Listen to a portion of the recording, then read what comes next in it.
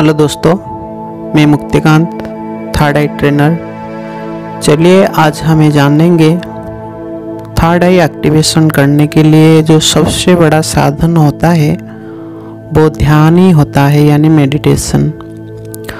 और जब हमें मेडिटेशन करने के लिए बैठते हैं, हमें कई तरह का विघ्न, कई तरह का बाधा हमारा मार्ग में उत्पन्न होता है।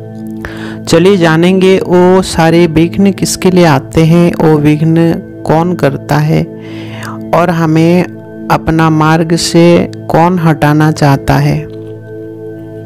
सबसे पहले हमें जानेंगे, जब हमें ध्यान करने के लिए बैठते हैं, ध्यान में हमको दोस्तों बहुत सारे उपलब्धियां प्राप्त होते हैं, हमें बहुत सारे पुण्य की प्राप्ति होती है, हमें मोक्ष आदि को भी हमें ध्यान मार्ग से प्राप्त कर सकते हैं। जब हमें ध्यान मार्ग में इतने सारे उपलब्धि को प्राप्त करने का हमें अवसर मिल रहा है, तो हमारा मार्ग में कुछ न कुछ तो बाधा विघ्न आना चाहिए। ये बाधा विघ्न कौन करते हैं, तो सबसे पहले जानेंगे ये बाधा विघ्न कौन करते हैं। सबसे पहले जो बाधा हमारा विघ्न आता है ध्यान करने में, कुछ पॉजिटिव बाधा भी आते हैं, कुछ नेगेटिव बाधा भी आते हैं। पॉजिटिव विघ्न जो होते हैं, पॉजिटिव जो विघ्न होते हैं वो देवताओं से होता है, पॉजिटिव एनर्जी से होता है, देवताओं का ही वो काम है। क्योंकि हमें जानते हैं कि जब हमारा साधु महात्मा, बड़े बड़े ऋषि मुनि लोग जब उस ध्यान करने के लिए बैठते थे, जब वो परमार्थ मार्ग में अग्रसर होते थे, अपने जीवन को जब सुधारने के लिए वो लोग जाते थे, तो उनका मार्ग में कहीं सारा बाधा विघ्न उत्पन्न होता रहता था। और वो जो सारे बाधा विघ्न देने वाला कौन होते हैं,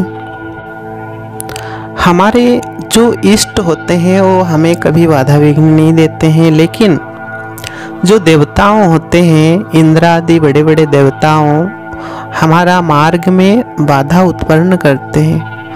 आप शास्त्र में सुने होंगे कि जब भी कोई भी साधु महात्मा जब ध्यान करने के लिए बैठ जाते थे, तो उनका पास देवता, इंद्र आदि देवता उनका ध्यान को भंग करने के लिए उनका पास में कई सारे अप्सरा भेजते थे। कई प्रलोभन भी उनको दिखाया जाता था, क्योंकि वो ध्यान मार्ग से भटक जाएं।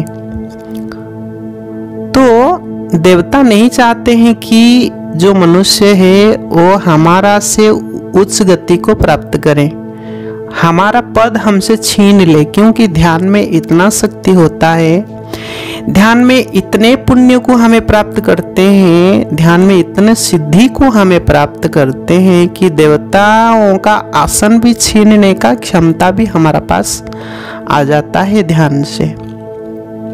तो इसीलिए देवता हमेशा डरते रहते हैं कि कहीं हमारा पद हमसे छीन ना जाए, इसलिए वो लोग हमेशा बाधा विघ्न उत्पन्न करते रहते हैं।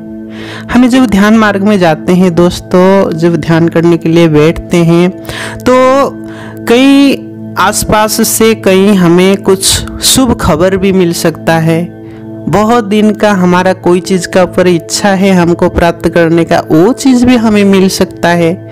वो उसका कारण है कि हमको ध्यान मार्ग से भटकाने के लिए वो सारे चीज देवताओं करते हैं, हमको ध्यान मार्ग से भटकाने के लिए। दोस्तों कभी भी अगर ऐसा परिस्थिति आवे तो कभी भी मन को भटकाना नहीं है, ध्यान को अभ्यास करना है। ध्यान में हमको बहुत सारे चीज प्राप्त होते हैं, मेडिटेशन में बहुत सारे चीज हमें प्राप्त करते हैं, जैसे कि सिद्धि तक को भी हमें प्राप्त कर सकते हैं। तो ध्यान में ये हो गया देवताओं का पॉजिटिव विघ्न, पॉजिटिव बाधा। हमेशा देवता लोग चाहते हैं कि हमें ध्यान ना करें, हमें परमार्थ मार्ग में ना चलें। तो ये जो विघ्न बाधा आएगा कभी भी अपने मन को विचलित नहीं करना है और वो विघ्न बाधा विघ्न को सामना करते हुए हमें आगे बढ़ना है। ये हो गया पॉजिटिव एनर्जी का विघ्न। चलिए जानेंगे और नेगेटिव एनर्जी का विघ्न क्या होता है। दोस्तों, नेगेटिव एनर्जी का भी विघ्न हमारा ऊपर घटता है। नेगेटिव यानी राक्षस, पॉजिटिव यानी देवता। राक्षस यानी दैत्य लोग हमारा ऊपर भी विघ्न घटाते हैं। हमको वो नहीं चाहते हैं कि हमें पुण्य करें, हमें उनसे आगे बढ़े, तो इसलिए वो लोग भी हमारा आसपास में हमारा परिस्थिति को क्रिएट करते हैं कि हमें जैसे लगे हमें ध्यान ना करें।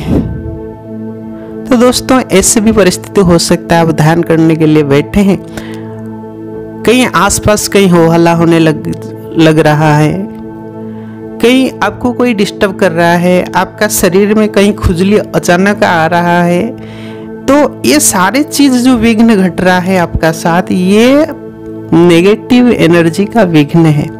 आपको वो भी नेगेटिव एनर्जी चाहता है कि आप भी ध्यान मत करो, आप ध्यान नहीं करो, आपको आगे उठने वो नहीं देना चाहता, आपका पीछे आपका पैर को पकड़ के वो खींच रहा है।